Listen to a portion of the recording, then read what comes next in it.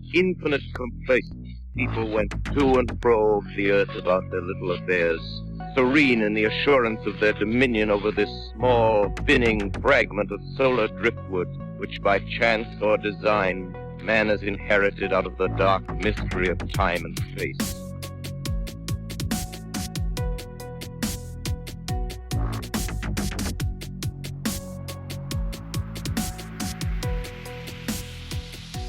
On this episode of Into the Fray, I welcome Brandon on with me.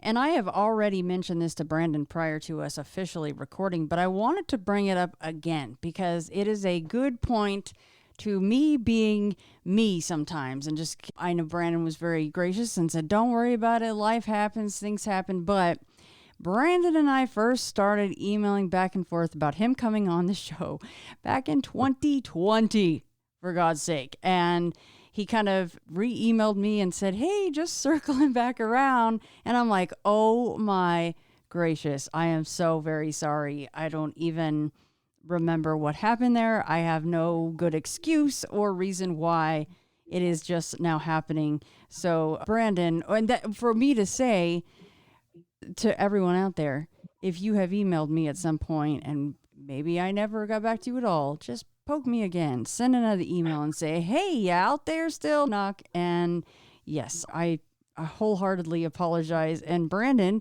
welcome on the show finally. Well, thank you. Yeah, it's been a long time coming, but like I said, it's all good. Life happens. Things happen, and you kind of got to get to some stuff when you get to it.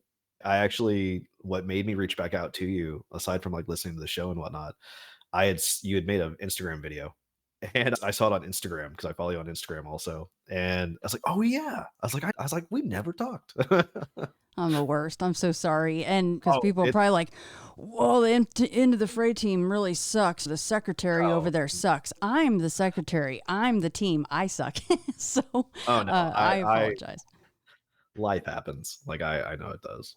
I'm very excited to talk about all this. And this is the quintessential Into the Fray type of a chat today. That's what it will be because it covers several different types of subjects. And Brandon, I don't know if you wanted to go chronological or not. Totally up to you. But I have your list in front of me, the one that you sent all those years ago. And I am ready to be a good listener. So one thing I neglected in that list, and I only know this because I happened to hear the episode and I made a note of it. And so in my list, I discussed about living in a haunted house in my list, and that weird things happen there. You actually interviewed one of the individuals who was there for some of it. In episode 305. His name is Chris, and the episode is titled. It's episode 305, Buried the Cursed Masks. Oh my gosh, that's the house? Yes. Okay. I know exactly what house that is. That is an incredibly creepy place. That episode is extremely memorable. Now that you've said the name of that episode, I know exactly what's going to happen. So, oh my gosh. So we have now another inhabitant of that freaky house. So that is legit actually pretty amazing because things do meld together in the show, subjects and people and things, but that house definitely stuck out to me. So it will be pretty incredible to talk to someone else that lived in that freaky place. Yeah, I was the roommate. That is wild. Did you know that Chris was going to come on with me, or you just happened across that episode? He had reached out to me, like he said in the episode. And he's, hey, do you remember this? I was like, yeah, kinda. I remember some of it. I feel like some of it I blocked out. And he's, well, do you remember the masks? And I was like, oh yeah. It's like there was those masks. I was like, they were like would-be Slipknot masks. And yeah, it was super. And he, with what he had said on the episode when it came to those masks, was like, yeah, they were creepy. They're creepy as hell. Like that you could fit them on your face if you really wanted to, but they had I remember they were the one specifically, and it was the spiked one. yes. And I remember that it had he had said, I think that there was like an inscription inside of it, and I don't remember the inscription, but I remember that however they made it, it reminded me of an Iron Maiden, like, on the inside of the mask. I remember it you would not wanna put that on your face. I remember that being the recurring theme, that being the questions like, did anyone ever put them on? And you're like, well, I remember Chris being like, well, I mean, you could, but who would want to? Like, what would happen afterwards? So, okay, we'll save that for when we Yeah. get there. And because I do want kind of a recap of how you moved in and what all the masks look like, because that has been quite a while ago for myself and for the listeners. But okay, Brandon, well, did you want to start kind of at the beginning Yeah. of your paranormal experiences? Yeah, no, for sure. So, I wanna say the first one that I can actually remember was back in 2008, and I only remember this because me and my buddy, actually my old co-host, Josh, him and I went to go see the Iron Man movie. So it was when that came out because it was opening night. Because I remember we went to the midnight showing, and that whole kind of evening was it was like a weird blur. Like we had a lot of weird things happen on the way to go to see the movie. And then we got there, we went to eat, then go see the movie, and on our way back home, because I think I was, like, gonna crash at his house or something. On the way back, because I live in Peoria, Illinois, and there's this back road that you can take. It's called Kickapoo Creek Road. Like, you travel through this little town called Pottstown, and then you take Creek Road onto Farmington Road, which runs through towards the Peoria County, out towards Farmington. And on this road, it's I don't know, it's 3 o'clock in the morning or something like that. And him and I were just talking about the movie, just how awesome it was, and so on and so forth. And we come around this bend, and Kickapoo Creek Road, the way it is with where we were at, there is it's like a dog park that's like an open dog park that leads to Kickapoo Creek. And so that'd be on our left side. And on the right side, there's a couple of houses out there, and there's a hill, and the hill, it goes from being like limestone rock and then just dirt and whatnot, but really kind of forested. It's kind of like one of the foresty areas, it like actually in Peoria. And we come around this bend, and as we're talking, I had my brights on. And as we came around the bend, we saw this thing stand up out of the ditch. And when I say stand up, it stands like it was crouched, and then it just stood up. And we both got really silent. We're like, "Did you see that?" I remember looking over at him and going, "Hey, did you see that? Was I imagining that?" And he goes, "No, I saw it too. It looked like a guy in a ghillie suit." And it was big.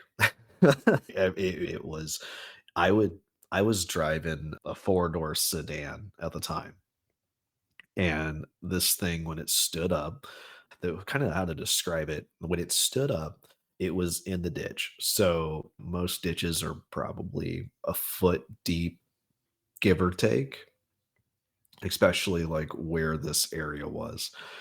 And so this thing stood up, and you could not see its head, like, over with my sedan driving by. If anything, I would say you would see, like, torso down while standing in the ditch when we drove by. And again, like I said, to me, it looked like a guy in the ghillie suit. And Josh kind of felt the same. And he was like, "What do you think that was?" I was like, "I don't know. You want to see if it's still there?" So, like, we ripped around, pulled in somebody's driveway, backed up, and flew back down the street. to see if it was still there. And lo and behold, nothing else was there. But we got to kind of talking about it and thinking that, did we just see Bigfoot? Like, and we're like, I don't know if that really was, but I mean, it had all the characteristics. The way it just kind of looked from what we could see, it looked like if you would think of a shaggy man standing there. And it was just kind of like an unsettling thing to come up upon because, like, I've heard stories here in the area that people have seen Bigfoot. Like, there's a local legend in East Peoria on Coal Hollow Road where there was the Coal Hollow monster, which was called Cohomo, and that cryptid is thought to be like a Bigfoot, and that it was seen back in the 70s. Some people say that they still see it now, but I know that was reported in the paper back in the 70s. And then we had a mutual friend from like high school who said that his grandparents, because he lived in his grandparents' house, who would talk about, I guess, back in the day, hairy men would pick apples from their apple tree. And from what other things I've heard since then is that because we have Illinois has the Shawnee National Forest, we have Jubilee State Park outside of Peoria, and that there's reports all over Illinois of Bigfoot. We had that, what's it, the BFRO, there was a report not too long ago, like within the last 5 years, of somebody finding tracks out at Wildlife Prairie Park, which is only 5-6 miles outside of Peoria. So it kind of became this like running thing where we're like, yeah, we saw Bigfoot. Like, why else? What else would it have been? Somebody out there at 3 a.m. just standing in a ditch, especially with the way that they looked. And the rest of that night just kind of progressively got weirder after that. I remember that after we had that encounter, we ended up getting back to his house, and we would be outside smoking cigarettes. So we weren't altered or anything. We were just outside, just trying to figure out what just happened, like what we had just encountered. And it kind of was one of our things was to like kind of walk around the neighborhood. And where his house is, it's off of Farmington Road. And so a lot of those neighborhoods right in there, like they are surrounded by forest. And we decided to go walk that night too for some unknown reason, because why not? We just saw Bigfoot. Let's go walk around the neighborhood at 3 a.m. It's whatever. Dumb teenage stuff. And we we end up heard this like music coming out of the woods. And to me, how I have always interpreted it, I remember distinctively saying witches music. And I don't know why that thought came to my head, but it was like that old timey kind of like circus music is the best way I can describe it. That's what we heard in the woods. And after that, we're just kind of like, let's just go back to the house. Like, we're done doing that right now. That was probably like the first real, I guess you could say, big, odd experience that I had. And then it just progressively has gotten much weirder since then. Yeah, it was like, still to this day, I mean, that happened, what, almost 15 years ago now? And I don't have an explanation for it. Whose side of the car was it on? It was on Josh's side. So, because I was driving, and So, and I know, like, while we were talking, like, we both were just abruptly quiet, like, mid-sentence, just shut up. And, like, when I looked over at him and I was like, "Did you see that?" And he was like, "Yeah, it was right next to me." And he's not typically one to get bothered by seeing stuff. If we passed a deer or anything, he's not one to be like, "Oh, look, a deer." No, he just keep talking, you know what I mean? And for him to just kind of just not slack-jawed, but just stone-faced, it was definitely something that did we did not expect to see. Would you say that the hair was the same length, especially on the chest area, or was there different lengths to the hair? So I didn't really, I wouldn't say that there was any different lengths. It Like I said, it reminded me of a guy in a ghillie suit. So that the hair was all hair, or whatever you want to consider it, was all about the same length, not like a dog, but you know what I mean about like dogs' hair and whatnot. No, it was like that layered, like, when it comes to mine, it's more so of a layered is the best way I can kind of describe it. Textured. And it was like,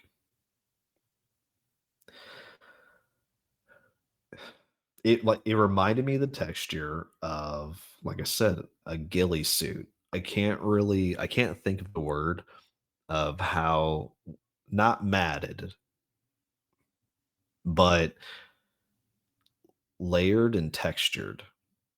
I guess kind of like when a dog gets wet, kind of like their hair it's clumped.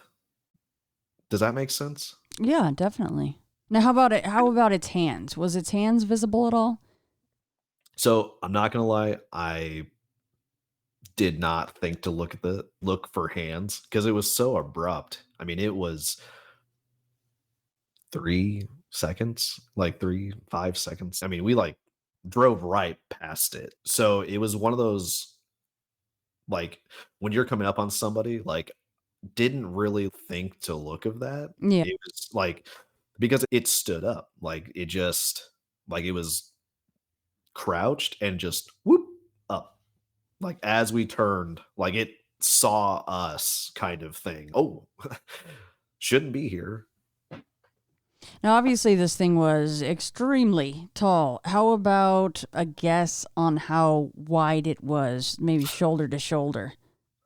So, it's you mentioned that, and I've always remembered I used to deal with bariatric beds, if you know what that is. That's a bed that extends from 36 to 48 inches. I would say that shoulder to shoulder was probably, at the very least, 4 feet. Mm, Yeah, I wouldn't say it was, like, huge and massive, but it was definitely bigger than the average person, and 4 feet's pretty decent sized, yeah. and I'd have to say between 36 and 48, like, it was somewhere in there. It was definitely big enough that knew it was not a person, knew it wasn't just some guy standing there, because it was just that solid, I guess you could say. Like, it wasn't a person standing there, especially since there was no defining features. By what I mean by that is, it didn't really see its face, so it looked head to toe this kind of uniformed, like, shape. Could obviously clearly tell that it had like arms and that it stood, but nothing really like pointing out saying, "Hey, that's a dude in a suit." Do you It was recall, or would you have? Again, all these are just random questions that you may not know the answer to, but do you know if there was water in the ditch that night? so I don't remember if there was water there, but I do know just from driving that road for however long I have, that spot does sometimes. have water. I think honestly, just down probably 500 feet from where this happened, that there is a fire hydrant. So, and then, so like I said, it was on the right side of the street facing the hill. And on the left side, there is more wood. And then it's also like an open field that leads right to the creek. And it's right there. It's not even, yeah, it's probably 500 feet away from just the creek there. Like, it's not very far. Yeah, I pulled it up on maps, Kickapoo Creek Road. Yeah. And I mean, you're right because when you zoom in a little bit, the road is actually not a very long road itself, but it It's sits not. right next to a nice swath of forest, even to this day. And then when you zoom back out, really, if you're looking at just the green belt there, where something that might want to stay covered wanted to be covered, it could. Oh, For yeah. a very long way, and not to mention things like moving at night and being super quiet and stealthy, add all of that. So that is a really cool sighting and an ideal one in most people's books, because I that's a question you've heard me ask, what's your ideal sighting, and a lot of them Yeah. say a road sighting from the safety of my vehicle. Yeah, no, and I mean, that was one of those we were like we really were. We were like, "What was that?" Like, and then, yeah, we turned around. No joke. I We like we that you did yeah, that. we pulled around because we're like, "There's no way." We, like, within 30 seconds, I mean, we gunned it and turned around, and we creeped by there that whole, like, stretch that we saw it. Because if you're looking on the map, right where that open field is at, like, it was, I mean, it was only a, I'm looking at the map also, just kind of with where the park is at. I mean, the, I guess if you want to call it the peninsula more towards Farmington Road, right there, that clearing, it was like right in that area. So you would think that with, we passed, turned right around, like we would see something running. If it went that direction, we would see it. If it went up the hill, we're not going to see it in the wood line. But I mean, I remember it was a clear night, like moon was out, like you could probably drive that without your lights on. I wouldn't suggest that, but Well, I mean, what was you guys' thoughts on Bigfoot prior to that? Was either one of you in the Bigfoot is hooey camp and that changed anyone's mind, or? so I believe that he's always kind of been skeptical on it, but I believe he believes more now. Whereas I watched the Bob Gimlin film, like I watched the Monster Quest and whatnot. I I was into the stuff regardless. I mean, but I always figured they were out west. Like it was a thing that happened out west, or the skunk ape and Hmm. the Bog Creek monster. I would never have thought it would have been, I would have saw something in Illinois. That's the last place I would have thought to see something. But then as the years have gone on, I've heard more, seen more reports and whatnot. And that's what honestly led me to be like, "Oh, yeah, Shawnee National Forest, they have Bigfoot reports. Stuff north of us, there's Bigfoot reports." But like I said, I never ever thought I would actually ever see something here. Like, it's just not something that I would have correlated. It was, it definitely made me think, now from now on, like, if I go camping or something, like, you don't know what's out there. You could be being watched by You, something. you know what though, Brennan? I give you guys props for turning around to try to see the Bigfoot again, but y'all didn't run in to the woods towards the witch music to see what was. So so I'm that totally kidding, by the way. If you hear creepy music from the woods, just don't go. yeah, that was, we were just like up walking around, and him and I, that was like a normal thing for us. We get bored, either we were drinking or not even just bored in general. And we're like, oh, you want to go walk around? We know this neighborhood like the back of our hand. Like, we know most of the people that live here. So we just went walking around. And that was a kind of a common thing. And we even did that when we were younger. So, like, that same night to hear this music, like, coming out of the woods, even if it was coming from somebody's house, that's creepy. Yeah, that's a no thanks there. Yeah, there's just That's certain things that if you hear coming from the woods, you don't go investigate. oh, Sorry. yeah. We were like, "Let's just hightail it back to the house. It's fine." You're like, it's been a long day of weird Yeah, shisa. Let's go home. Enough of yeah. this We being might have saw out a of Bigfoot. doors. Let's just go. Okay, but that might be a good segue then to things that have happened indoors to you. Because So it sounds like you do have sleep paralysis bouts and things going on, right? yeah, I did used to have sleep paralysis, and I've not had it for a couple years now, which has been pretty nice. But so after that had happened, I was living with my parents and I would have these just strange bouts of sleep paralysis. And the first time it happens, you kind of panic if you've ever experienced it. And I had never experienced anything like that before. And I always felt, aside from the paranoia of being awake, I always felt that there was something that was like watching me or like standing in the room with me. And this happened for weeks. It got to a point where it was like it was going to happen at least once a week. Sometimes I would almost even know the day that it was going to happen. Strangely enough, it just would be like a weird feeling like in the back of your mind. And I would have it pretty consistently and it would always kind of start out the same where I would go to bed. Yeah, I would put a timer on the TV and then I would go to sleep. TV would shut off.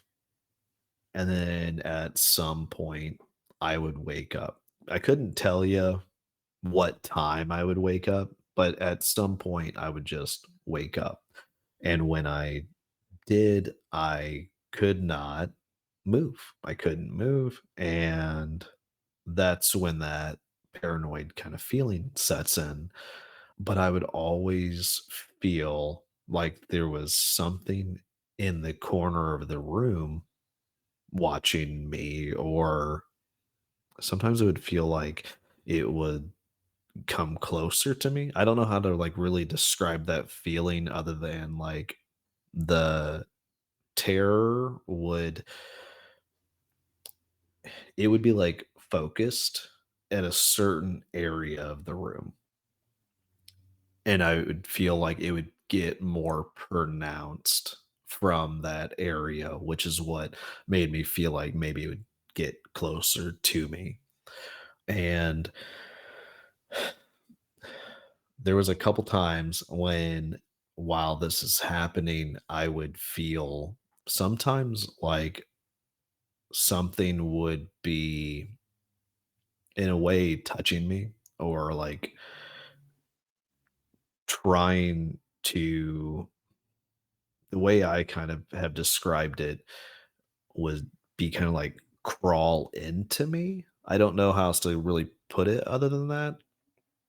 And I would try to wake myself up, turn over, whatever while this is happening. And it would always be this like really kind of like cold. That's the only way I can really think about it. Like this like cold sensation. And it would always start feet first and then up my legs. And it got to this point where it was like testing the boundary, I guess you could say. because it would progressively get worse. Like, it would start one time and that's how it would be, and then I'd wake up or I'd be no longer paralyzed. And progressively it would get worse. And it got to this point where I ended up now I'm not a religious person by any means, but it got to this point where I, for some reason, thought to myself, nothing is working. I can't do anything. So I was like, maybe if I tried the Lord's Prayer, like that would help. And crazy enough, it did. Like after reciting that like 1,000 times in my head, it would go away. And then the very last time while I was living with my parents that it had happened, for some reason, I that night I thought to take I had my grandfather's like cross, and for some reason, I don't know why, but I was like, I'm gonna put this under my pillow like tonight. And I did. And with doing that, and again, stating the Lord's Prayer again, this feeling that I had that was trying to take over, it went away. And it kind of just stayed away for a little bit. And I was relieved, obviously, but it stayed away. And I've always thought that there was, when the sleep paralysis would happen, that there was always some sort of presence like watching me or something. And then fast forward just a couple of years, leads to the masks from Chris's story from 305. I moved in with Tim, who was the homeowner, and it wasn't like he openly was like, "Hey, man, the house is haunted. Do you want to come live here?" No, it was he was like, "Hey, I'm looking for a roommate. We're friends. I didn't know if like you were maybe wanting to move out of your parents' house and you want to come live with me and whatnot." And him and I worked out something. I was like, "Yeah, sure, dude. I'll come live with you and whatnot." So I became his roommate, and he would it was our that typical like we're in our 19, 20, 21, we're gonna party all the time kind of thing. And so it would seem like we would have a party on the weekends, like almost every weekend consistently. And I do remember now, I will say some of it's kind of foggy because I hadn't thought about it till Chris reached out to me. But I do remember that they dug up the trees in Tim's backyard and they found these 2 masks.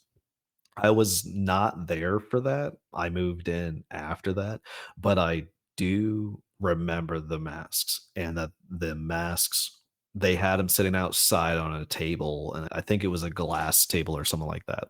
And they were creepy. I mean, they were odd. Yeah, can you describe as in as much detail again, just because it like I said, 305's been a while, so Yeah. just what you remember about each one of them and how each one of you felt and what you guys talked about in relation to the masks. Yeah. So I remember Tim didn't really make a huge deal about them. He was like, "Yeah, we found these masks in the under the trees in the backyard." He's like, "They're who would make these kind of things?"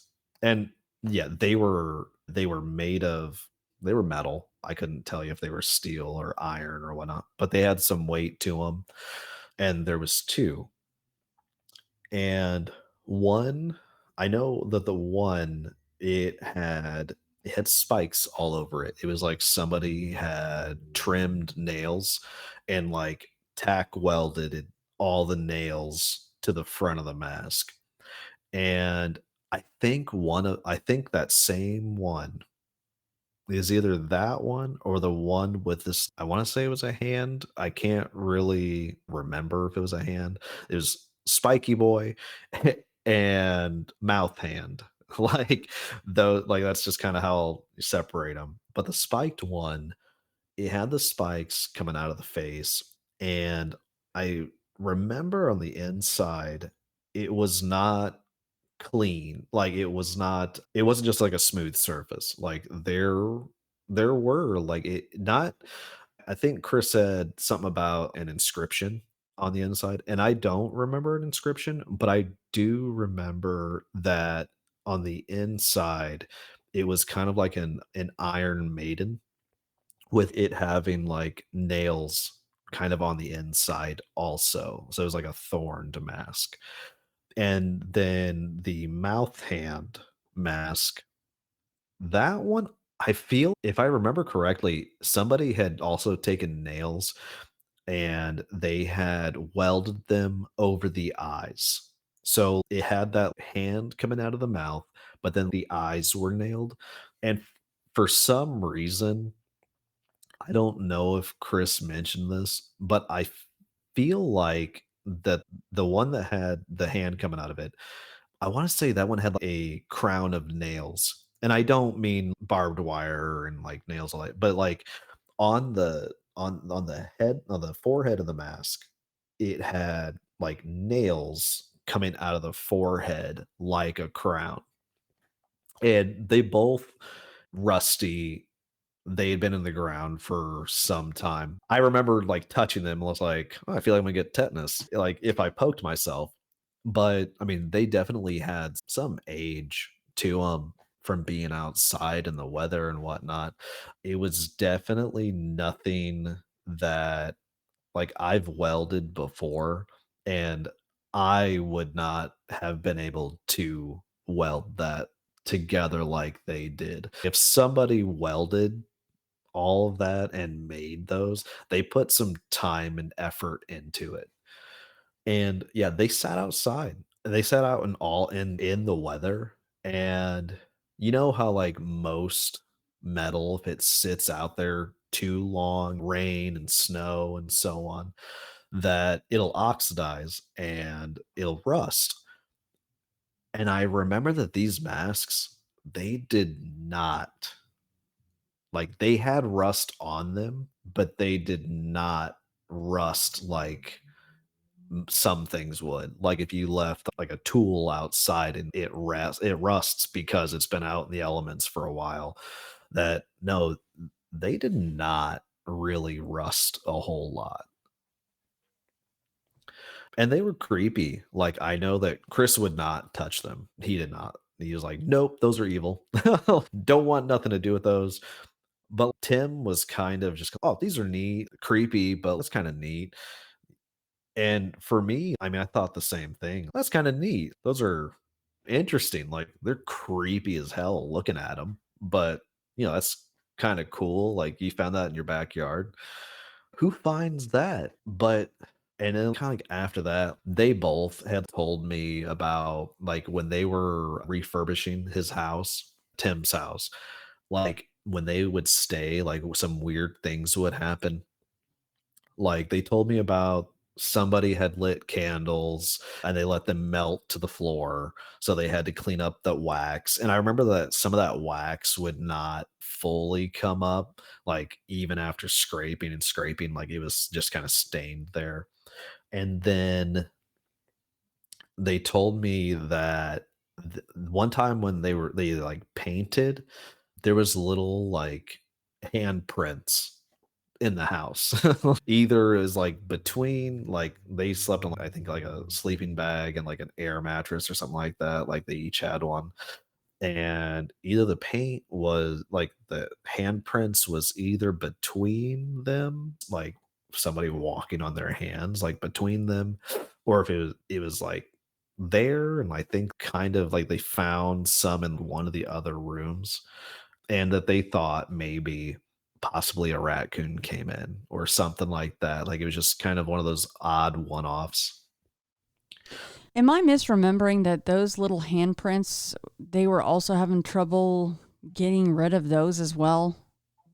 I so it's funny you mentioned that because I feel like that was what spurred that whole conversation with the handprints, was that they couldn't get them to go away or something like that.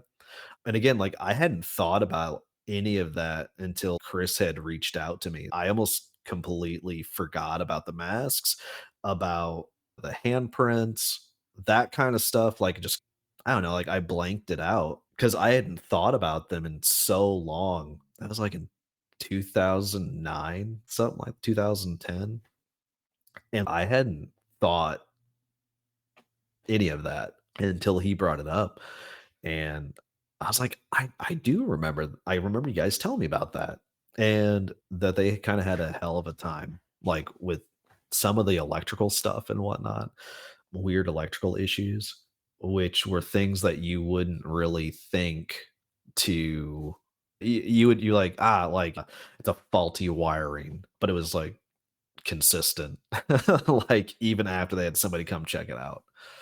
But, like, after I moved in and whatnot, like, the parties that we would have, yeah, we had some of the people that come over, they'd be like, "Let's see the mask, let's see the mask." So we'd show them and people were like, "Yeah, those are creepy. You sure those aren't satanic or something?"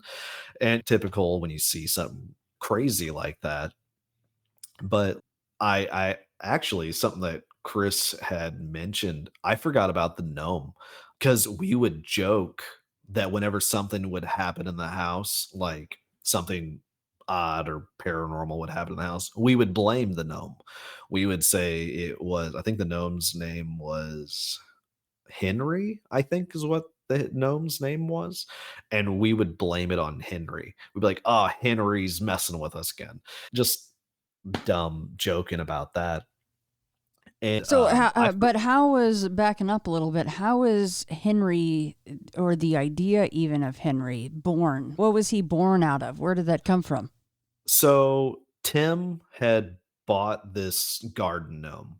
It was a some garden gnome he picked up either at some place he worked or at a garage sale or something like that. And he brought it home and he like had it sitting on it's like on an entertainment stand or something.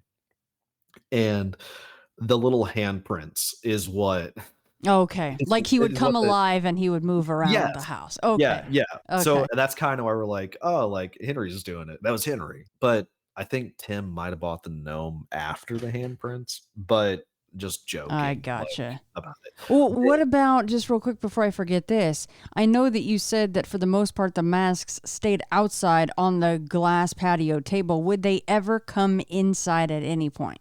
So we did, I think a couple of parties, we had brought them in the house, Oh and I boy. think it was because somebody wanted to see them or something like that, and it wasn't like that they stayed in the house. No, they typically always were outside, but with some people, they're like, "Oh, it's cold outside. Oh, I don't wanna go out there." So it's, "Oh, well, let's go get them real quick. You can see them, and then we'll put them back outside."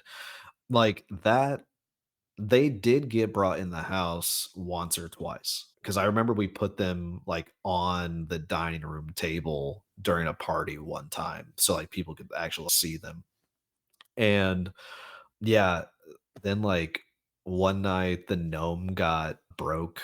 I forget what even happened to him, but I do remember that the gnome got broke because I think we put him back together, like, for the most part, and then, like, at some of the parties, like, we would have stuff if you have, like, a desk or, like, a table, if you had, like, pens or something small sitting on the desk, they'd get thrown off the desk, and that happened more often than not. There was one party that we had, and we were all standing by this computer desk that was in the dining area, and, like, we were standing there drinking, just kinda talking, whatnot. And all of a sudden, like this pin just got thrown across the room. And there's four or five of us standing there. And after that happened, they're like, we're out. Just party's over. Bye. We're going to go home. And it was super odd because Tim and I would have that happen like all the time. There would be times when Tim would be making his lunch or something, and the if he was using a piece of silverware or something, like, it would get thrown across the countertop in the kitchen. Like, it would just be thrown the opposite direction, and we had all sorts of stuff like that happen all the time, And we kind of, with the whole Henry thing, when we said, "Oh, it's just Henry doing it," like, we had just it's to us, it seemed like instances of a child being upset with something and just, like, trying to get our attention. You know what I mean by that? Like a little Uh tantrum. yeah, like a little tantrum of just kind of, and it'd be like small stuff. It wouldn't even be like something massive. It would be if you had headphones on the table, they'd get thrown. If you had pens and pencils, silverware, just strange things like that. I remember one time the way that his living room was set up, there was like recliners that faced the kitchen. So it'd go living room, and it was like an open floor. So it was like living room, dining area, kitchen, and then down to the basement. So, like, when you would walk in, you'd walk into the house. There was this, I don't want to, I'd call it, I guess, an awning, kind of like inside the house. It was like a coat room. That's what it was. It was like a coat room that then you would turn right, and then living room, dining room, kitchen. And then in the dining room area, there was the hallway to my bedroom, his bedroom, and then the bathroom. And the recliners in the living room, they would face the dining area and the kitchen and the basement. And then the TV would be on the side wall, and the couch would be on the other wall. And I remember one time him and I and one of our other friends that was there, like, we were watching some movie, and all of a sudden, Tim wasn't one to really freak out when stuff would happen. He was very kind of just like calm about it, and not in like that like creepy calm way, but just he would try to be more like rational, like kind of about whatever had happened or was happening.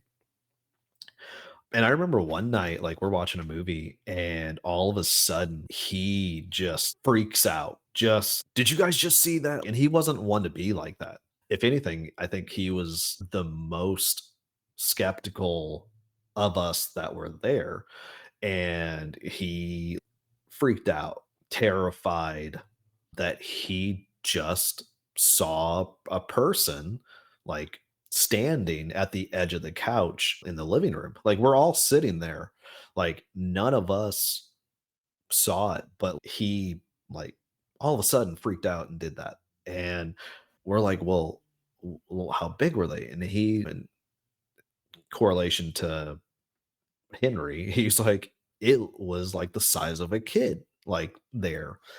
And I remember that pretty distinct because Tim would not freak out about some of the other stuff that, like, happened, like, to the rest of us. So, for him to have that kind of reaction to something was kind of out of character for him. I remember we would be in his we'd even when we'd be, like, in his basement, and we would be down there jamming, playing music, there would be times when we're playing loud. Chris was playing guitar, I was playing guitar, Tim was playing drums, just kinda going at it, and we would hear what sounded like people walking through the house. And I mean, these are not, like, light footsteps, like, these are, like, boots on the ground, like, heavy footsteps, loud enough that we could hear them over Tim's drumming. And I don't know if you've ever been next to a drum set when somebody's going to town, but it's loud, and we could hear people walking around, like, above us. So we would, "Is there somebody here?" We would stop, and we'd go upstairs, nothing. And that would happen all the time. Like, Tim and I would go down to the basement and just, like, jam, and we would hear that all the time. And it wasn't like a reverberation from him drumming, bouncing off the ceiling sound. No, it was like heavy footsteps walking around. And sometimes it sounded like they would be pacing. Tim had a dog, I can't remember his name, but he was like a little medium-sized dog, and he would only go into the basement if we did, and he would stay down there with us. So, typically, when we were jamming, he would go down there with us, and even he would, like, perk up when that would happen. I mean, it happened all the time. That's one of the biggest takeaways from living there was the pacing that would happen if there was, like, any activity in the basement, there would be pacing upstairs. The masks themselves, had anyone maybe gotten inebriated enough, or maybe they weren't at all? Did anyone put them up to their face ever, try to put them on, and even just joking around? So, I'm an idiot, and I looked through them, like, because that's how I knew that you could see it, but obviously, if I was, like, looking at it, like, it's a mask to me, so I'd hold it up to look through it. That's how you kinda know that it was big enough that you could wear it, but I couldn't see anybody wearing them, especially anybody that would come over. Some people, when they would see them, they were like, "Maybe that's enough for me." You need to throw those away. Those are evil. So yeah, maybe some more the more sensitive type people would have a very visceral reaction just upon seeing them. Yeah, and I mean, no, if you saw them, no. They were creepy. Like they were not something pleasant to look at. And they did I mean, if I don't know if you've ever been around an object and you're just kind of like I don't really want to handle that or mess with that. That's kind of the vibe that they had.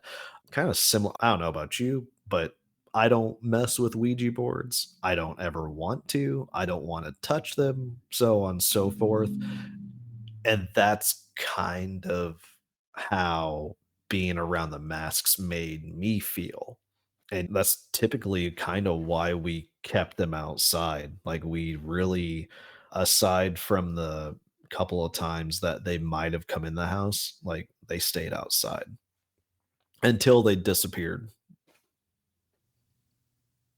Yeah, what was the story about them disappearing? Were you Um, still there for that part? so that part, I know that they left, but I don't know when that they left. I can't remember if I was still there when they left, and I feel like I was because it was kind of a big thing. Like so we had other kind of weird instances in the house, especially with involving doors being open. And so I feel like I was still there when the masks disappeared. Well, Uh, before you go there, expand a little bit on that whole doors opening thing. Was it certain doors, certain times of the day, anything like that? so it was, I know of, there was 3 instances where the front door and the back door were both just wide open. Tim left to work.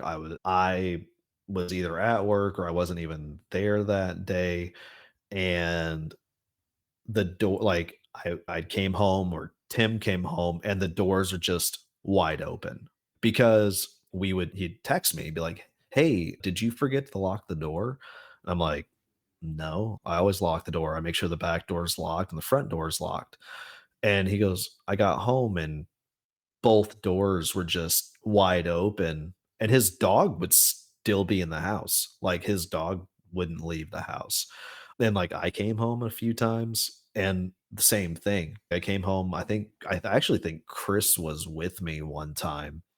We, went to the store and came back, and the front door was wide open and the back door was wide open, and no rhyme or reason. They were just open. Nothing stolen from the house, anything. Like just wide open. And like I said, that happened quite a few times. And with the way that the door opened in, and the back door had a back door and a screen door, and both of those were open. Screen door out facing the backyard, the back door facing the basement, and the front door swung into the house.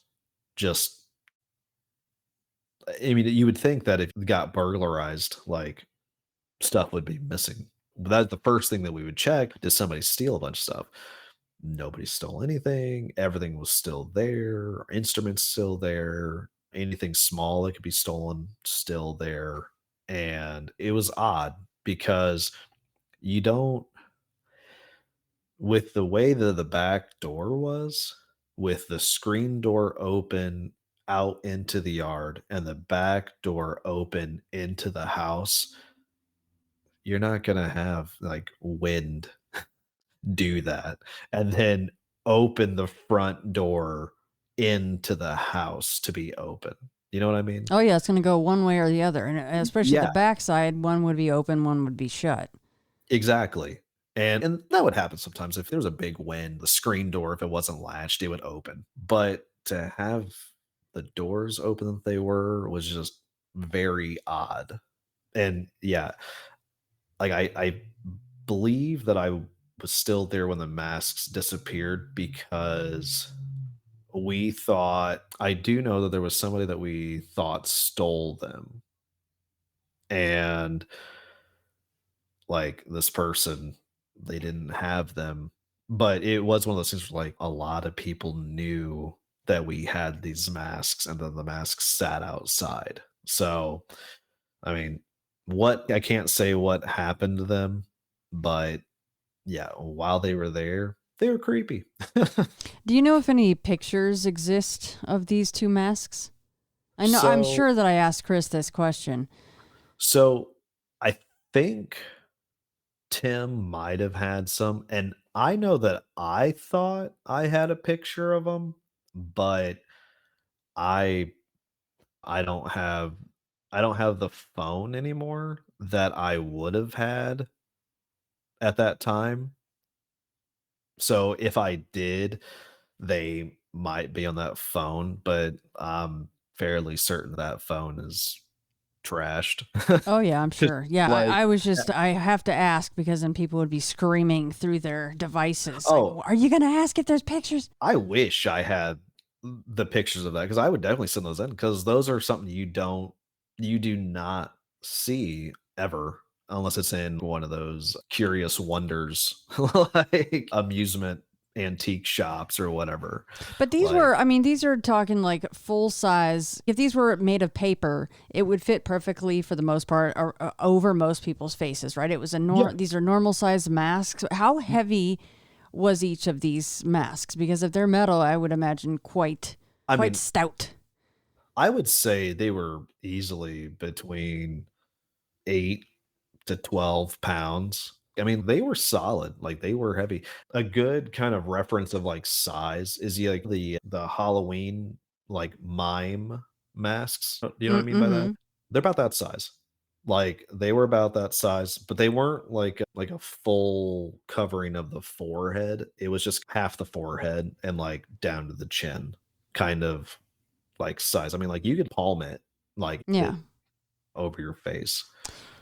This ain't no Joe Rogan show podcast kind of a reach for me, of course. But if anyone out there wants to create, what's one of those email servers that people use when they want to be all clandestine cool, is like Proton Mail or whatever. If you have these masks, okay, create a separate email address and send me a couple of these photos of the masks that you took from the boys here, because I'm sure they would like to see them again too. But I mean, now Yeah. I don't get a lot of this, by the way, Brandon. Another one of my favorites would, of course, be the Robert episode where I Yeah. had both sides of that same experience and encounters. And now I have that again. I don't get that a lot. So I love this very Well, much, is to have the other side, or another perspective, I should say.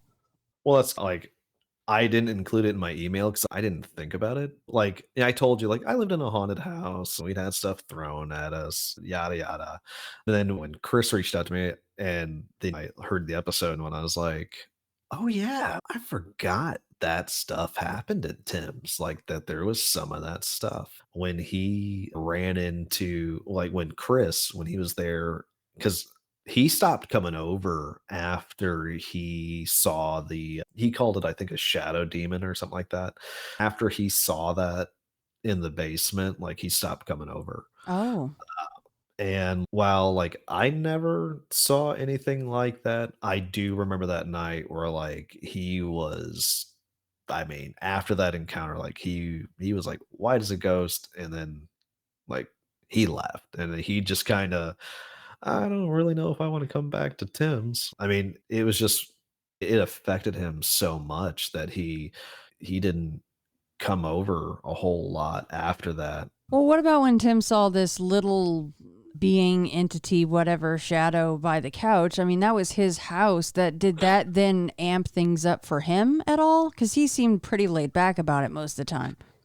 So, yeah, he after that, that's the whole Henry thing, like, that was, like, kinda chalked it up to, I don't wanna call it a joke, but we would joke that, like, "Aw, dude, you saw Henry. You finally saw him. We know who it's doing all this stuff." And Tim was just, yeah, that was, I've never seen anything like that before, and it weirded him out, but that was it. Like, he didn't really, if he had any experiences aside from that one that we, like, visibly saw him have, he didn't really talk about them. How Like, long did Tim live there? I'm I assuming you moved out and he was still in that home, right? yeah, when I moved out, he was still living there, and I believe he still lives there. What? Okay. Yeah, like, All right, we but need the trifecta. Tim, time for you to come on into the fray. but I think, and in the time that I have talked to him since when after I moved out, I don't think that he has anything happening anymore. And I don't the one time that I had talked to him about a year ago or so, I had asked him if his house was still haunted, and he said no, that he's not had to deal with that in years. And I don't know if that has to deal with the masks Right. disappearing or what, but, at some point, he stopped having, or he said he stopped having things happen. Yeah, I mean, it's one of two things. Actually did stop, or he's just tired of talking about it, which could be the case. Yeah, I mean, yeah, it's he really wouldn't like really to really discuss really what anything that would happen, like, aside from, like, the couple times. I do know one time, like, I wasn't there the night. I think I was at work, and he texted me, and he was like, "Hey man, are you home?" I was in the shower. I heard you come in, and I was like, "Yeah, dude, I'm at work. Like, I'm not home." He goes, "I heard you come in and then go to your bedroom and slam the door. I just wanted to make sure you were okay." And I'm like, "Nah, man, I'm at work." And, like, aside from the little instances like that, I call them little, but those instances, like, he really wouldn't talk about it a whole lot. See, that would be creepy AF right there. You're in the shower. I mean, what are you supposed to do? It's that classic scene out of Psycho. I mean, you're pretty vulnerable in the shower, and for him to hear all that over the shower too, I mean, yeah, it would have to be like a door slam. So, yeah, what else is he supposed to think except that you've come home and you're in a bad mood and he's just checking on you, and unfortunately wasn't you. Yeah, and even with his dog, like, he would notice, excuse me, he would notice that his dog would not like to go downstairs, or if the dog was, like, in the living room or the dining area, it would simply just face the stairs. Like it would face the basement door. And that was always kind of odd. We would joke and be like, "Hey, like the dog, he knows something's down there." But that was really like kind of it with living there. A lot of the strangeness was just like I said, like some things thrown at us, Chris's experience, and the talking and pacing. Like that, when the pacing would happen, it would sound like people were talking. Also, like we would hear the pacing back and forth, and it would sound like muffled voices, and then that we go upstairs, nobody's there. Oh, okay. Back down to doing what we're doing. And that was about it. Like with that house and the whole masks thing. I love that so much. Yeah. So two things about that. I'll close out that section is, first of all, whoever has the masks now, like I said, just create a fake email address and shoot me a couple photos. Thank you very much. And secondly, Tim, you're up. I mean, I would definitely like to hear if Tim had any stories or things that had happened to him, like Yeah. even by himself. Like I Yeah. would definitely like to hear if he had anything happen to him. Like really don't know if he really did aside from those couple instances. Like that was like all he would like really talk about. Yeah, it'd be amazing to have the trifecta view because now Chris has spoken about it and you have, and to have Tim on would be absolutely incredible and a first for the show. That's for sure. I've had, like I said, my one of my favorites is the Robert episodes. I've had both sides of that. So very happy to have this. So thank you for that, Brandon. So all Yeah. right. Now next on the list is around the year what 2011. You've been on some ghost hunts, it sounds like. Yeah, we so kind of after the whole experience with Tim's house and then Ghost Adventures getting big, Paranormal State, so on and so forth, I moved in with a couple of friends of mine and they for I don't even know why. It might have been because of like my experience, or it could have been because we have in Bartonville, we used to have the old state mental hospital over there, and it was always considered to be haunted. And we decided, let's just go do this. Let's go to haunted places in Illinois and we'll see if we can't record something and do some stuff. So we would pick out some of the most haunted is places in our area that were within at least an hour and a half, 2 hours drive of us. And we went to a number of places. We went to Old State, nothing really there. I mean, nothing that we really caught. We kind of went in that because that whole area, there was not just one building, there was several and a graveyard. And they've turned a lot of the other buildings into almost like an industrial park and some other like warehouse stuff. They actually have haunted tours there around Halloween now. But when we went, we never like really experienced anything there. Instead, like we went out to Mantino, I believe is the name of the town outside of Kankakee. And there was at one time a another asylum there. And we went there. I forget even how we found it. I think it was out of a haunted Illinois book or whatever. And we went out there and we actually met like another group of people that were doing the exact same thing we were. So we all of us, and I think it went from being a group of 6 of us to being now like a group of 12 of us. And we met up with our new friends and split up and kind of went to go explore this building. And we went in all around it. Neither group had any sort of experience until we all kind of got together and there was this big opened it was opened up because the building was dilapidated bathroom. And we were like, all right, so we're getting ready to go. It's 4 a.m. We're gonna do one last thing and we'll see what we can get.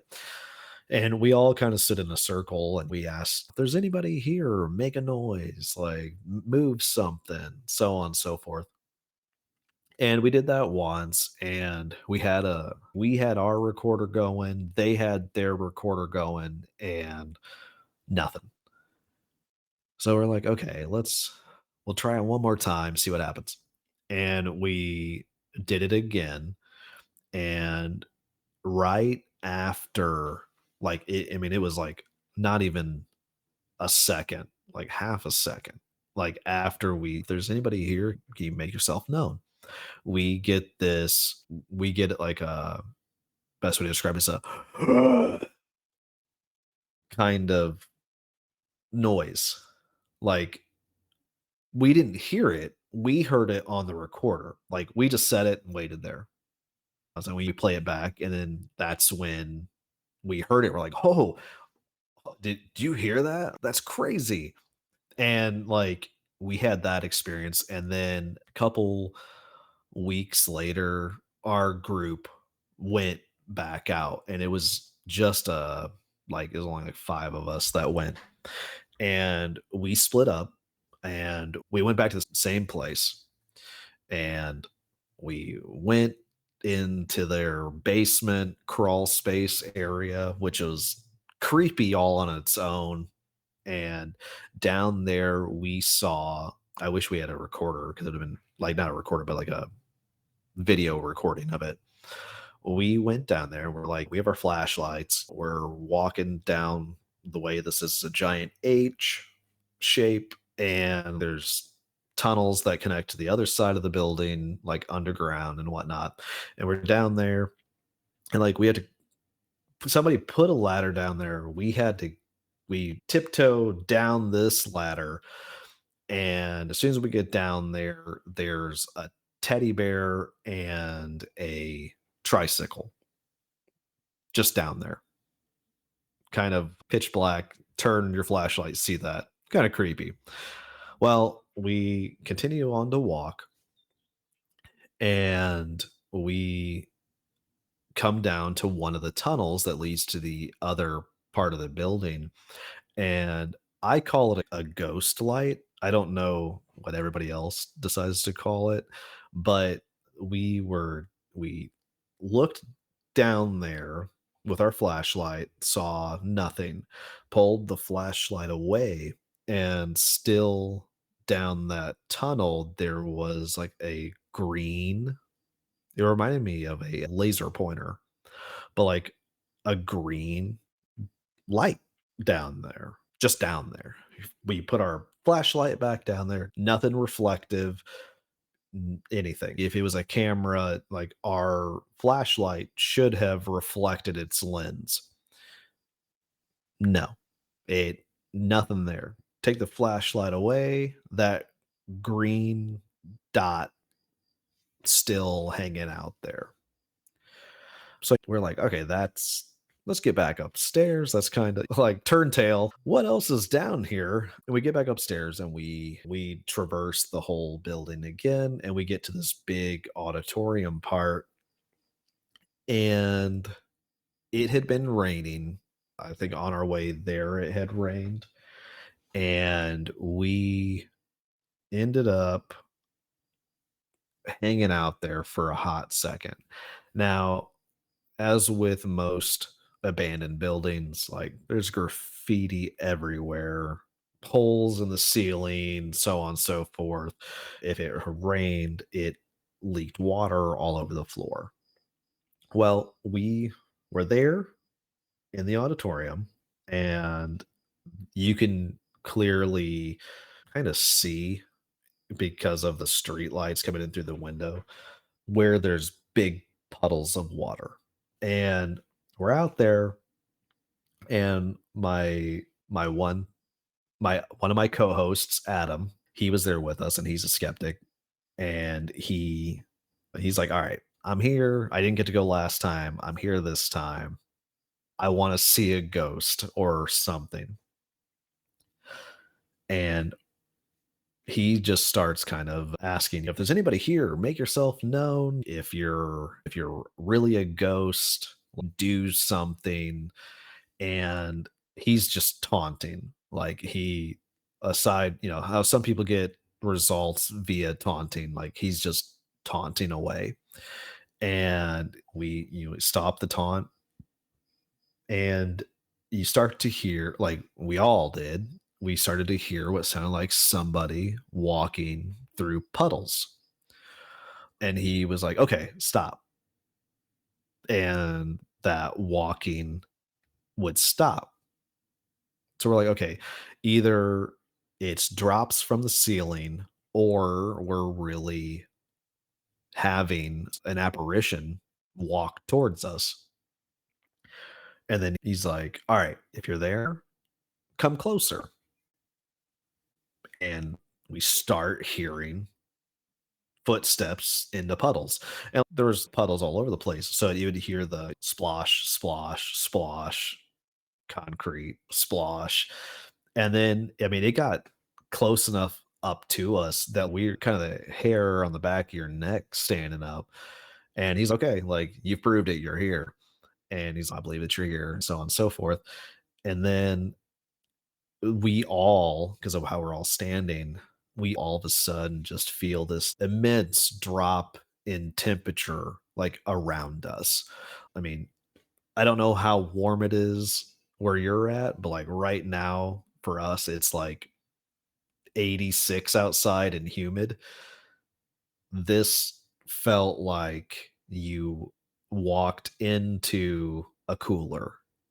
Like this blob of cold air, like passed through us, and it was like you walked into a cooler.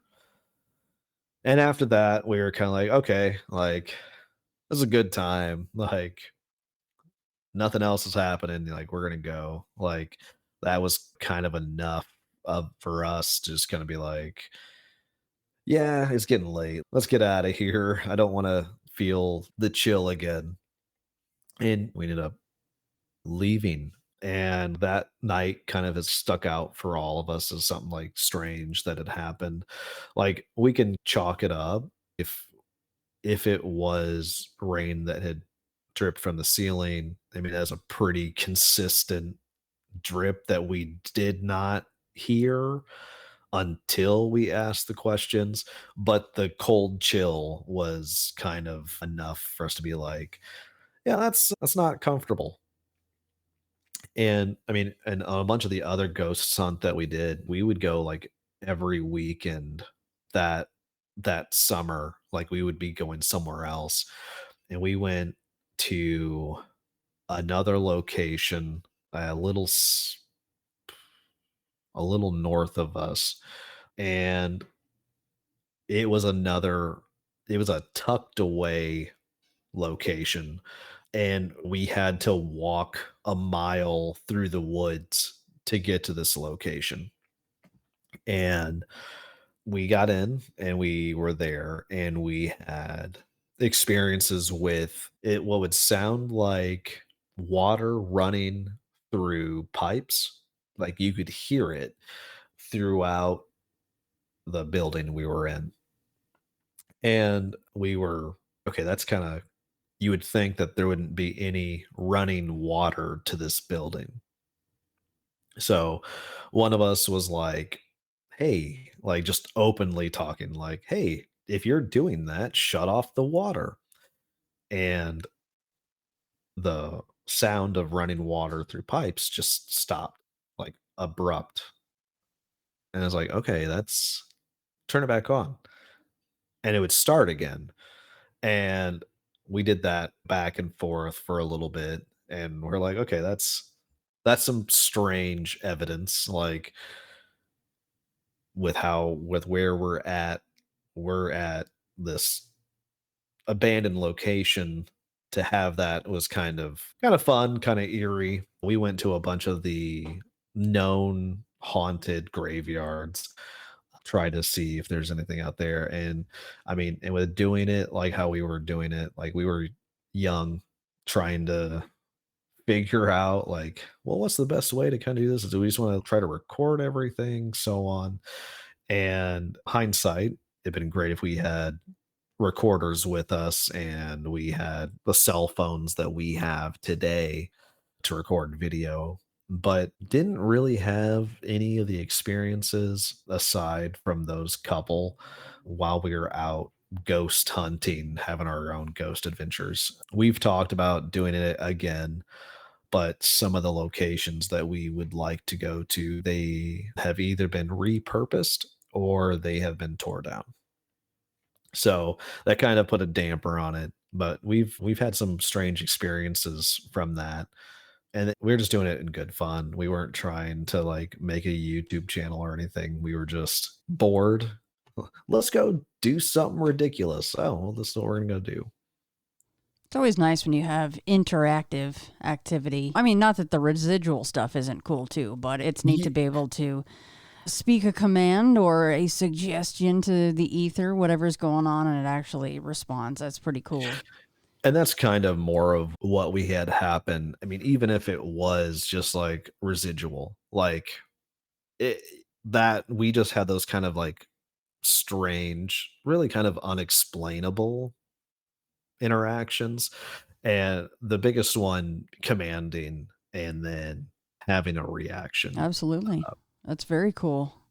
I need more of that in my life. I feel stagnant myself. I mean, it's been years for me, so I get that. I'm being bored and being like, let's have something happen, please. The last time that we went out and did anything like that, I mean, that was well over 10 years ago. Yeah. It's been a hot minute, and we were younger back then, so we didn't really think about the consequence then as if we were to do it now, or maybe we should go about it the proper channels to do it instead of how we were doing it. It's more fun the other way. As long as you don't do anything completely illegal, it's more fun that way. When we were younger, the younger days, Brandon. Yep. But okay, Yep. so last but not least, you had a little something happen while you were watching the movie Paul.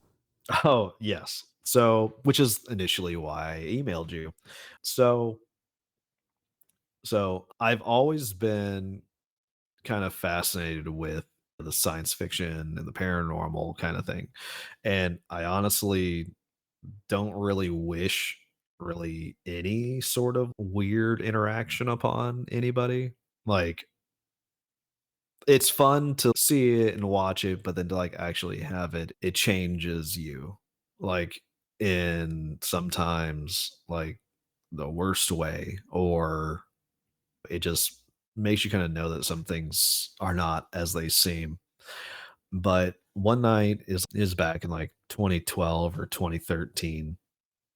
I was living at a buddy of mine's house, and I would work second shift, so I'd get off at 11, and then I'm not going to go straight to bed, so I'd end up staying up. And this one night, it was like a summer night, and I was in our basement. And the way that the basement was set up is like you come down the stairs, it's an open floor basement with a patio and whatnot. And then there's a laundry room, and the laundry room was its own separate room in the basement. And then there was like a back bedroom that was also kind of open. You would just walk in this hall, and that's where the bedroom was. Well, I was in the living room, and we had multiple couches. We had one big, long corner couch, and then we had like two smaller couches, and we'd have a LAN party set up down there, multiple TVs, gaming systems, everything's kind of connected. So that way, then we could just run a LAN party if we wanted to. Well, I was on the corner couch, and next to me, there was a wall heater. So, like when you come down the stairs, you see the wall heater, you see the corner couch, you see the TV, so on.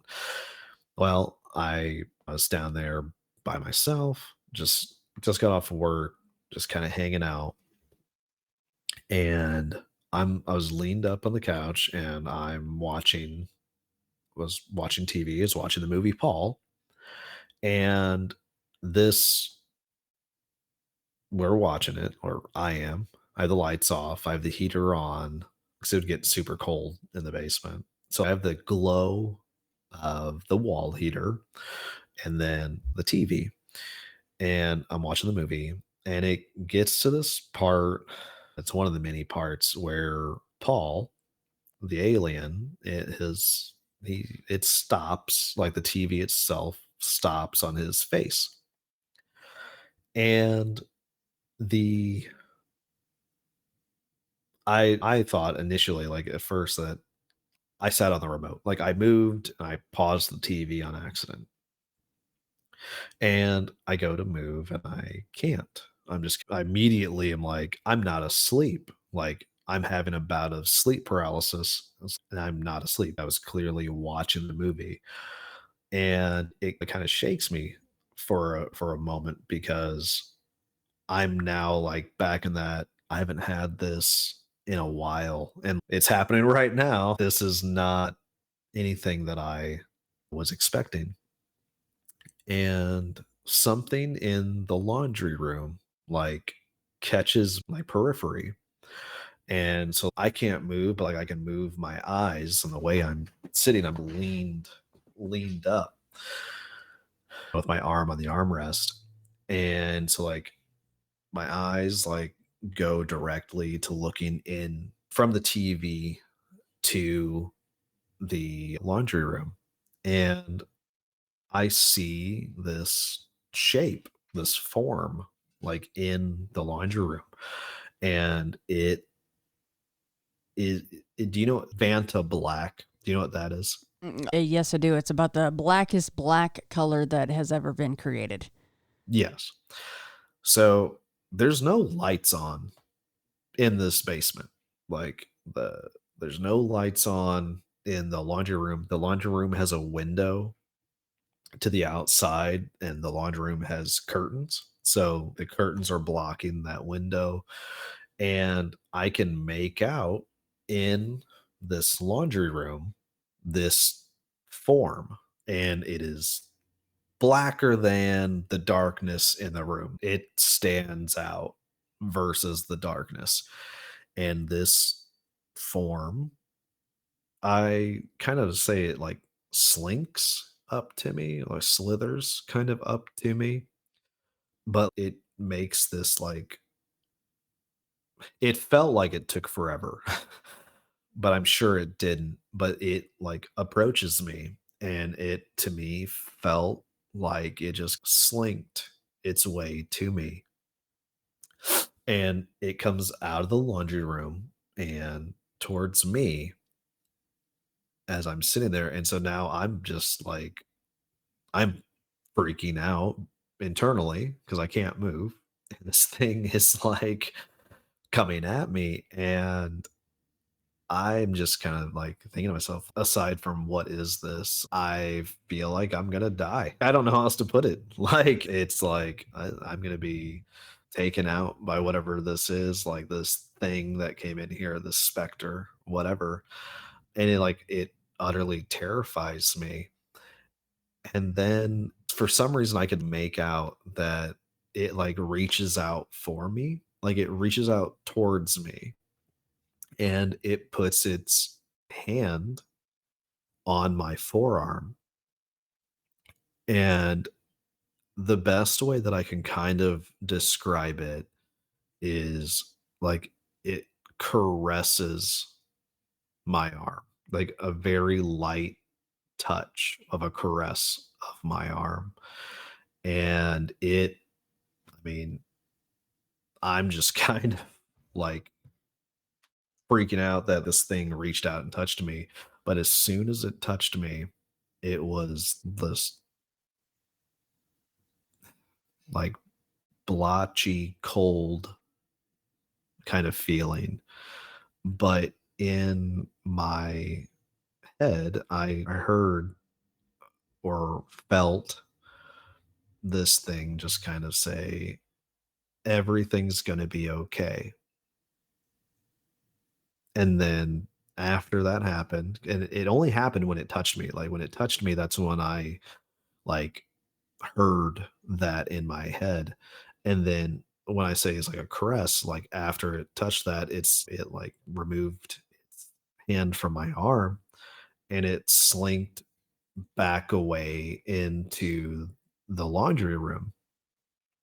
And as soon as I went back into the laundry room, into the shadows, the TV came back on just like that. And I jumped because it went back to, I think, Paul laughing or something.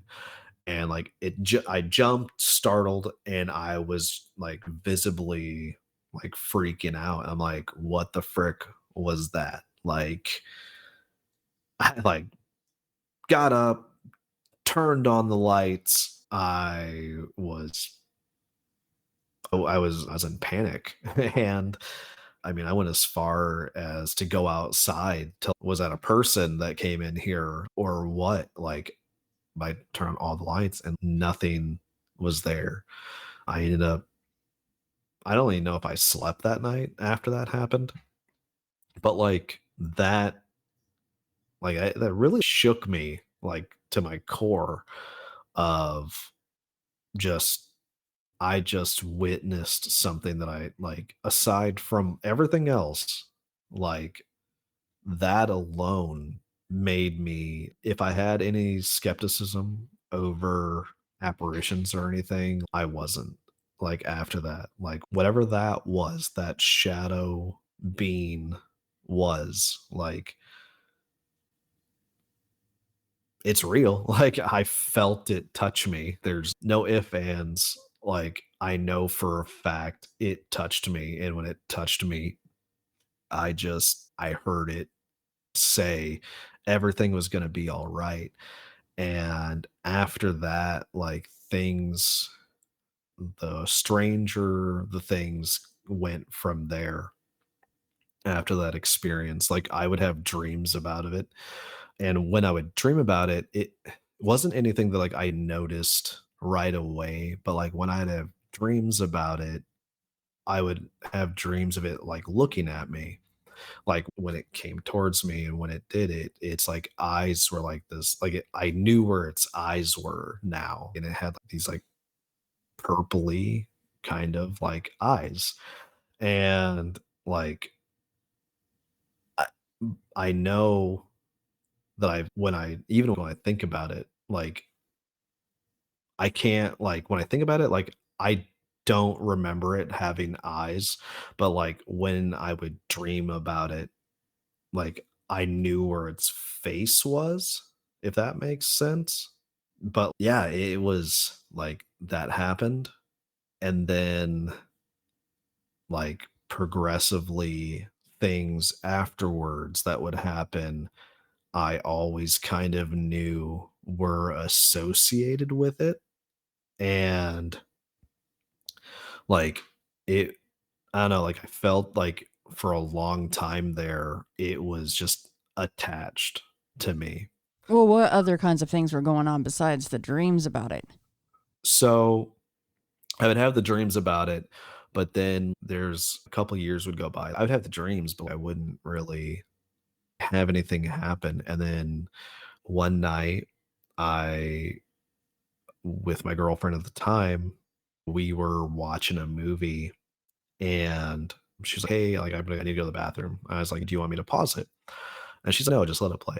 So I'm sitting there and she runs upstairs and I'm sitting there watching the movie and I hear her come back down the stairs and she walks like next to the couch.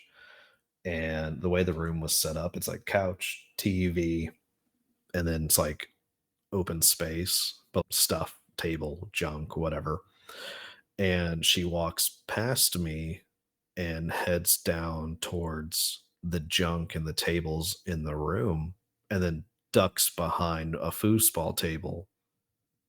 And I'm like, hey, I know you're over there. What are you doing?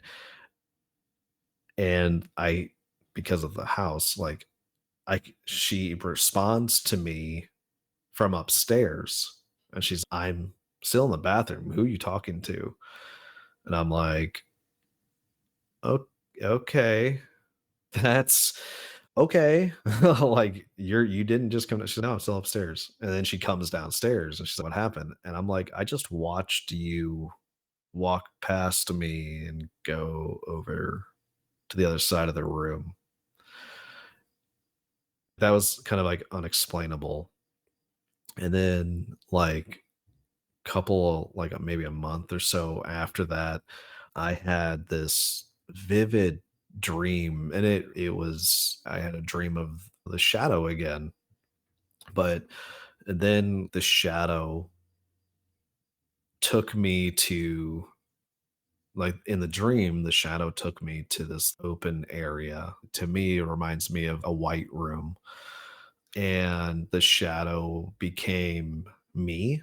It wore like my face, and like me, c- like consciously, subconsciously, like I knew I was like having a sleep paralysis again. And it like I'm there facing it while it's wearing my face. And I looked at it and I said, you can't wear my face. You're not me. Like you can never be me.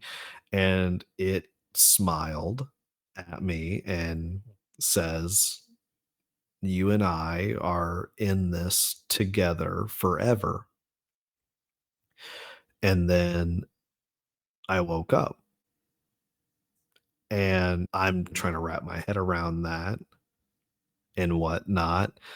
And I didn't know what to make of it. That was like, it went from it touching me to then it watching my face, wearing my face. I apologize.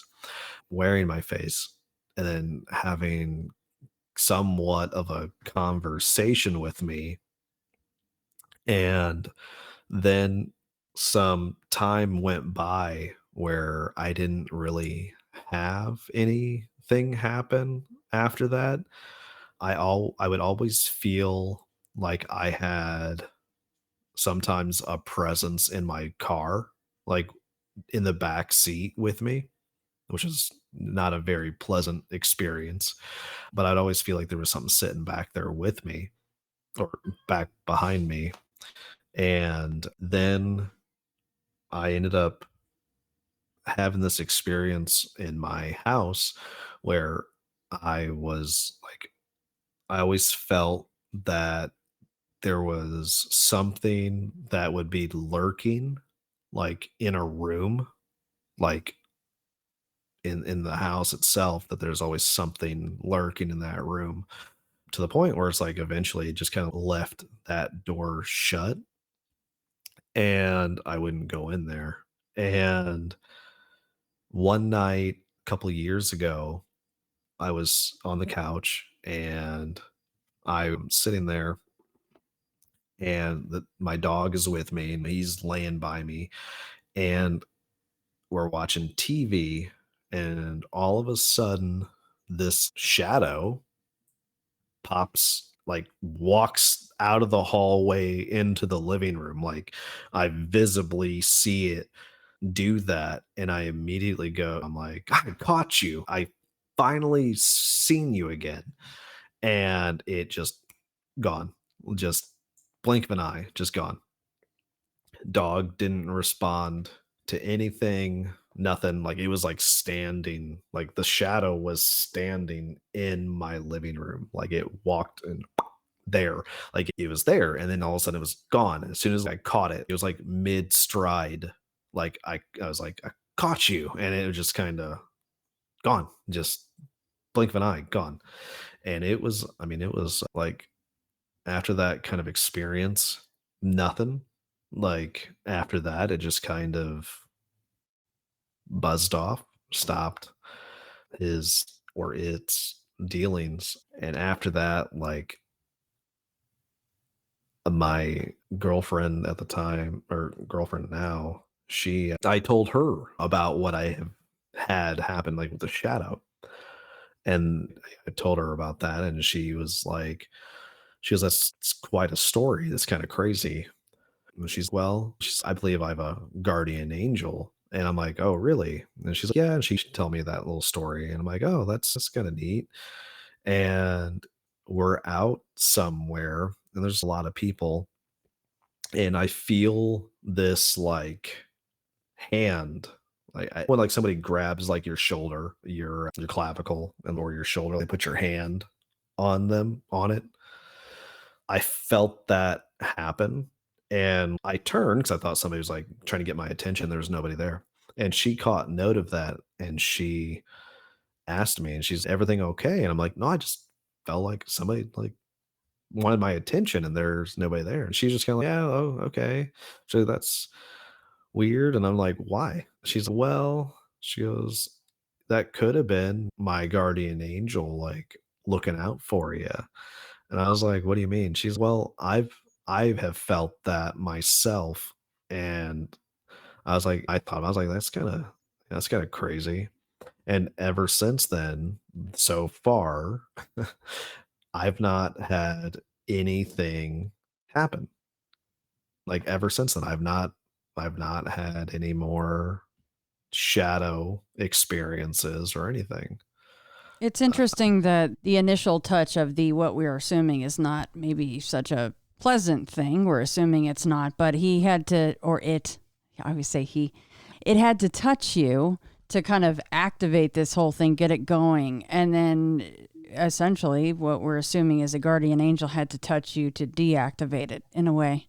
yeah, it was super strange because I've always thought that, like, the shadow, right? I always thought that maybe either it was from living with Tim or it was something that, like, I picked up going out to these haunted places and that it just stayed. And it would periodically go, "Hey, I'm still here. Enjoy."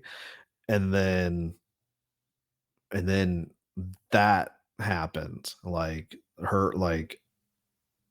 the guardian angel, whatnot, like touching me, and thus far not had anything happen in about 2 years now. It's been a little over 2 years. I mean, do you feel like, and dark things can lie. Let's just put that out Yeah. there. Do you think Yeah. it was either just because we go off of what it said to you that, oh, everything's going to be okay now? Do you think it was either just full of crap and it was just a line that these tricksters like to use? Or do you feel like there was something going on at that time that it was for a purpose of some kind of a So purpose at all?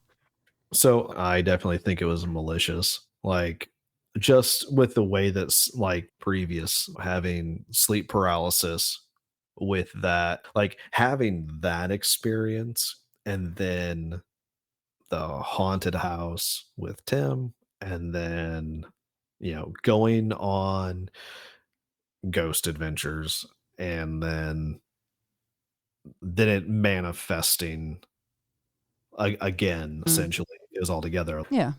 I definitely felt it was malicious, and especially with seeing it in my house with lights on, like, with me and the dog. I definitely think it was trying to become more active again, and me catching it was I think I took it by surprise with that, without just kinda blinked out, like, immediately.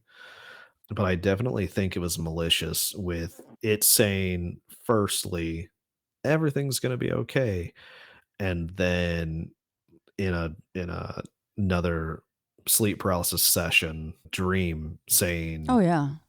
You can never It, get rid of me, oh, yeah. like, It's we're in this." definitely not good.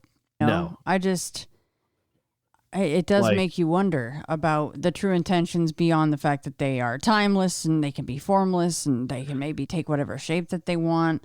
well, it reminded me of I listened to a Whitley Strieber interview, and he discussed shadow beings kind of doing the exact same thing to him. And it really, listening to that, it really brought it all back to me, like that feeling of being terrified, like it slinking its way to me, and just that like communication. it definitely I don't know what to make of it, and I really don't know what it was. Like, I can say all day that it was a shadow being, but at the same time, it's I don't really know what it was. That's just what it looked like at the time. Oh yeah, if anyone gets in contact with you and tells you they know what it is, you ignore them. You run Yeah, because nobody because, like knows. yeah, because even in my dream, it went from the shadow to me. Like I watched it, dreamed it, whatever. It took on my face. So like that alone, and then having that malicious intent, like that kind of solidified to me that those things were one and the same, and that it definitely tried to have some sort of hold on me or whatnot. Well, Brandon, I cannot begin to thank you, first of all, for your immense patience with me to come on and finally share with me and with the audience. And I thank you so much for that. And I wanted to say, though, before I let you go, I feel like we would be remiss, and you don't have to, of course, but I feel like in case you guys pick your podcast back up again, I feel like we would be remiss if we didn't mention it or the name of it, and the people could listen to the first portion of that, you guys' first start to that, in case it comes back up, or no. Yeah, I can give that out. So we're just a little podcast, like 18 listeners, like maybe. You can find us, or you can still find us. We're on all streaming platforms, and we have a Facebook page. It is Fringeworthy. So FRINGEWORTHY.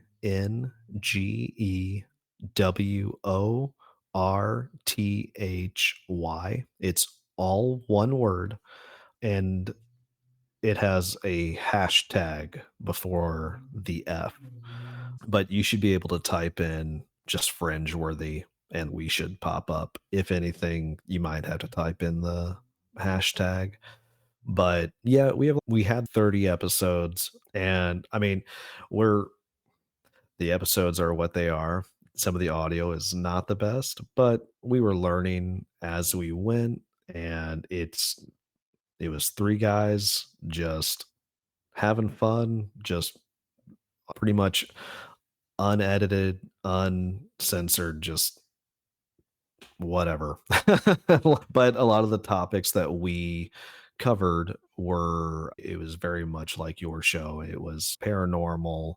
Yeah, you had ancient civilizations, some theories with that, like the Younger Dryas hypothesis, like ghosts, aliens, Bigfoot, just some stuff like strange stuff in general. We had a at the time because it was like 2021 or 2020's COVID time. We had a COVID episode.